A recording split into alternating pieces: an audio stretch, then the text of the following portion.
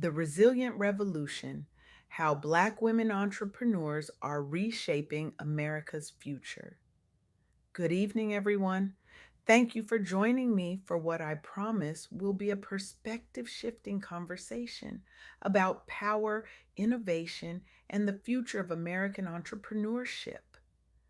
I recently had the extraordinary privilege of interviewing O'Neka Simpton, a visionary leader whose groundbreaking research has illuminated the invisible pathways Black women entrepreneurs have carved through America's economic landscape. O'Neka isn't just documenting success stories, she's mapping a revolution. Her work has helped thousands of overlooked founders secure funding, build networks, and transform industries. She stands at the intersection of research and revolution, turning data into dignity and statistics into strategy. What makes her work so powerful is that she doesn't just study these entrepreneurs, she amplifies their voices in rooms where decisions are made and resources are allocated. What struck me most during our conversation was a profound paradox that challenges everything we think we know about progress in America. Despite the celebratory headlines about diversity initiatives and inclusive capitalism, Black women are still facing devastating systemic barriers in both corporate America and entrepreneurship. Yet simultaneously, and here's where the story becomes truly extraordinary, they are driving the most significant surge in business ownership and innovation we've seen in generations. This isn't just another inspirational narrative about overcoming adversity. It's about how Black women are fundamentally reshaping American industries and building entirely new models of success in direct response to exclusion. The numbers speak volumes. Over 2.7 million Black women owned businesses now generate $60 billion annually in America. That's not just impressive, it's revolutionary. But here's what we consistently miss in these conversations: this entrepreneurial explosion isn't happening because the playing field has finally been leveled. It's happening despite the fact that it hasn't. Let me share three key insights from O'Neka's research that illuminate this paradox.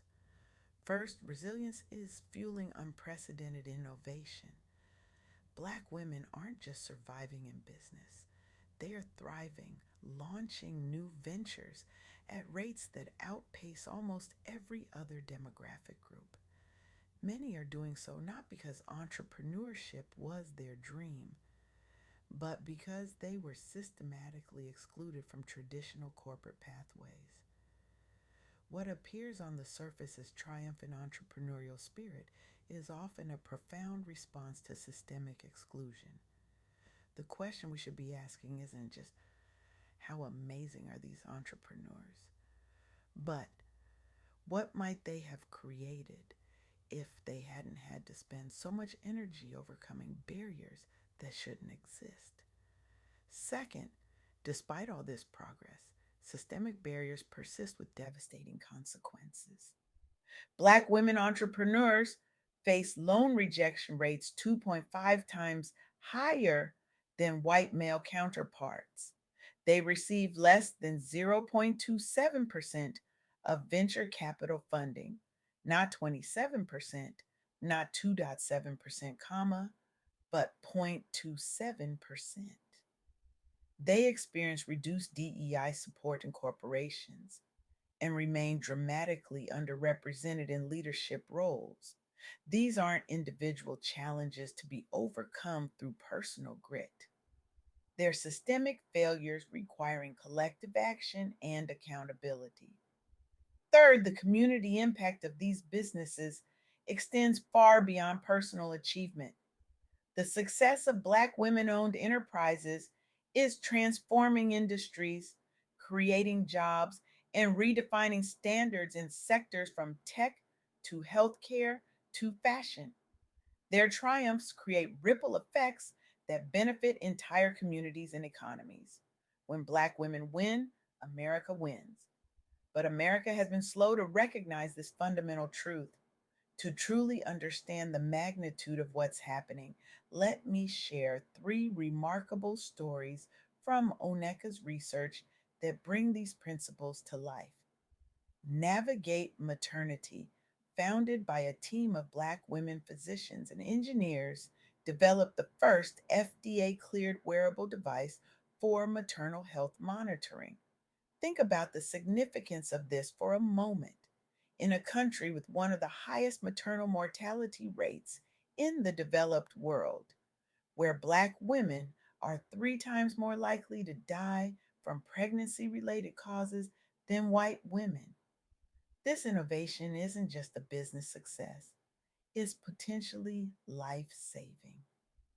But the journey to creating this breakthrough technology wasn't smooth. The founders approached 72 venture capital firms before securing their first round of funding. At pitch meetings, investors questioned whether there was a real market for maternal health technology focused on Black women's needs, despite the overwhelming evidence of disparities in maternal outcomes. Rather than accepting defeat, the Navigate Maternity team leveraged community based networks and partnerships with historically Black medical schools to secure early stage investment. They launched pilot programs in underserved clinics, demonstrating their technology's effectiveness where it was needed most. They built their clinical trials with diversity at the center, not as an afterthought. Today, Navigate Maternity has secured FDA clearance, landed strategic partnerships with major healthcare providers, and scaled distribution to multiple states. They've helped set a new standard for inclusive innovation in health tech and inspired more Black women to enter STEM entrepreneurship. Their technology has reduced adverse maternal outcomes by 47% in the communities where it's been implemented. This isn't just a business success story, it's a testament to how exclusion can become the catalyst for innovation that serves communities' traditional systems have failed. Let's shift to a different sector. The pastry box, owned by Chef Tiara Bennett, is a Black woman owned bakery in New York's East Village. When Bennett first opened her doors, she encountered not just skepticism, but active hostility. 3 banks denied her business loans despite her perfect credit score and detailed business plan. Landlords refused to rent to her. Suppliers quoted her prices 30% higher than they charged other bakeries in the area. What did she do? She built strong community relationships, focused relentlessly on quality, and used her platform to educate and empower local youth. She secured funding through a community based lending circle, a traditional practice in many Black communities. Today, the pastry box isn't just a successful business. It's a community hub where Bennett runs entrepreneurship programs for young people from underserved neighborhoods. She's trained over 200 youth, many of whom have gone on to start their own businesses. Bennett overcame initial doubts by leveraging her passion for baking and community service to differentiate her business. She opened a successful storefront, launched youth programs, and built a loyal customer base that extends far beyond her neighborhood. Her story demonstrates how Black women entrepreneurs can drive both economic and social change at the local level, not as separate missions, but as integrated purpose. Now let's look at the tech industry. Oak Theory is a Black women owned UX UI design firm that has broken into the tech industry by centering inclusive design and cultural authenticity. The founders face underrepresentation in tech, limited access to high value contracts, and industry skepticism about the viability of minority led design firms. Frustrated by exclusion in mainstream tech companies, they created Oak Theory to prove that diverse perspectives drive better outcomes in design. They developed a unique brand around cultural inclusivity, built a diverse portfolio, and formed strategic alliances with larger agencies. The results? Oak Theory has landed contracts with major brands like Nike and Google, expanded their team to 27 employees, and influenced broader conversations about diversity in design. They've become recognized leaders in inclusive design, contributed to DEI initiatives in the tech sector, and mentored other Black women in tech. Their work has helped shift industry norms around representation and accessibility in digital design. These stories share a common thread.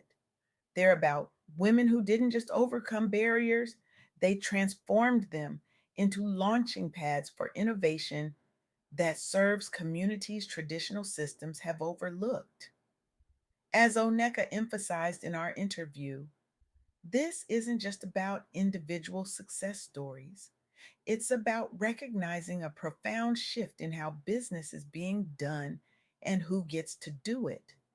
It's about acknowledging that when we talk about innovation in America, we need to look beyond Silicon Valley boardrooms and venture capital firms to see where some of the most meaningful innovation is actually happening. But there's a deeper truth here that Oneka articulated so powerfully.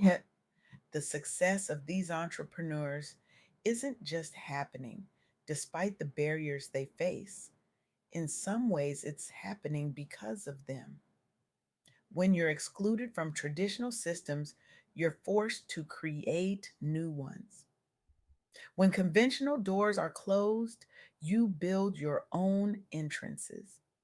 When existing products don't serve your community, you design better ones. This is what Oneka calls necessity innovation, the kind that emerges not from privilege and abundance, but from exclusion and scarcity. And it often leads to solutions that are more inclusive, more responsive, and more transformative than those developed within traditional systems. But, and this is crucial, celebrating this resilience should never excuse the systemic barriers that make it necessary. We should admire the ingenuity while still working relentlessly to dismantle the obstacles. As Oneka reminded me, we need to hold two truths simultaneously. Black women entrepreneurs are achieving remarkable success, and they shouldn't have to work twice as hard to get half as far. So, where do we go from here? This is where you come in. Each of us in this room has power, whether through our purchasing decisions, investment choices, hiring practices, or policy advocacy. The question isn't whether you have influence, but how you'll use it. Will you examine your own organization's funding patterns and ask hard questions about who gets resources and why? Will you mentor and sponsor Black women entrepreneurs, opening doors that have historically been closed? Will you recognize that supporting these businesses isn't charity, it's smart economics and a pathway to the innovation our society desperately needs? The revolution being led by Black women entrepreneurs isn't just changing business, it's changing America. Their success models a more inclusive, innovative, and impactful approach to business that benefits everyone. When we remove the barriers that hold back the most marginalized entrepreneurs, we unleash innovation that transforms entire industries and communities. This isn't someone else's fight. This is our collective opportunity to build an economy that works for everyone, an economy where innovation comes from everywhere, not just from those who have traditionally held power. So I challenge you, how will you use your voice influence, or resources to break down the barriers that Black women entrepreneurs still face? What legacy will you help build for the next generation of leaders? The future of American innovation depends on your answer. Thank you